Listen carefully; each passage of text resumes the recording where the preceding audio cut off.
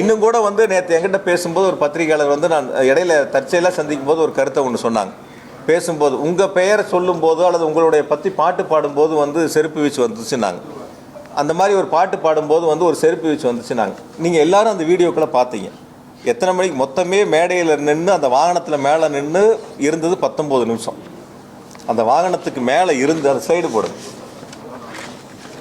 அதாவது மேலே வண்டிக்கு போன இதில் 3 நிமிஷம் 5 செகண்ட்ல இருந்து 3:31 வரைக்கும் என்னை பற்றி பேசிட்டு கடைசியாக பேசுகிறேன்னு சொல்லி தேர்தல் வாக்குறுதி சம்பந்தமாக பேச ஆரம்பிக்கிறாங்க.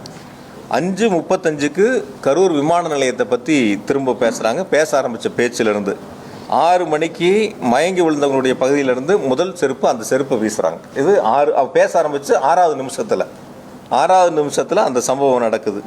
6:40க்கு திரும்ப 2வது ஒரு செருப்பை வீசுகிறாங்க. அதே இடங்களில் அந்த 6 நிமிஷத்தில் 2வது ஒரு சம்பவம் நடக்குது. 7:12க்கு கூட வந்த அந்த அரசியல் கட்சியுடைய தலைவருடைய உதவியாளர் போய் இந்த மாதிரி வந்து நிறையா மயக்கம் போடுறாங்கன்னு பக்கத்தில் போய் கருத்து சொல்கிறாங்க. நீங்கள் எல்லோரும் அதை லைவில் பார்த்தீங்க. அந்த கருத்துக்களை சொல்கிறாங்க. அதுக்கப்புறம் அவங்க ஆம்புலன்ஸை கூப்பிட்றாங்க. ஆம்புலன்ஸ் வருது, ஆம்புலன்ஸில் ஏற்றுறாங்க, கூட்டிகிட்டு போகிறாங்க. எல்லா வேலைகளும் நடக்குது. சில பாதுகாவலர் போய் நிறைய பேர் மயக்கம் அடைகிறதையும் போய் அவங்ககிட்ட காதுக்கு சொல்கிறாங்க. அதெல்லாம் 14வது நிமிஷம். அந்த மேடை வண்டி ஏறினதுலேருந்து 14வது நிமிஷத்தில் தான் அதுபோல் ஒரு சம்பவங்கள் நடக்குது. திரும்பவும் என்னை பற்றி பேசுறது மொத்தம் 19 நிமிஷத்தில் 16வது நிமிஷம் தான் என்னை பற்றின பேச்சு திரும்ப வருது. இந்த சம்பவங்கள் நடக்கிறதெல்லாம் முதல்ல 5 நிமிஷத்துலேயே வண்டிக்கு போய் 5வது நிமிடத்திலேயே நடந்துருது. இப்போ எந்த நேரங்களில் எது நடந்துச்சு என்னங்கிறதே தெரியாமல் ஒரு சமூக வலைத்தளத்தில் ஒரு சம்பவம் நடக்குது. அந்த சம்பவத்துக்கு யார் மீதாவது செய்யக்கூடிய தவறுகளை ஒத்துக்கொள்ளாமல் அல்லது செய்யக்கூடிய தவறுகளை சரி செய்ய வேண்டும் என்று முயற்சி எடுக்காமல் இந்த தவறுகளுக்கு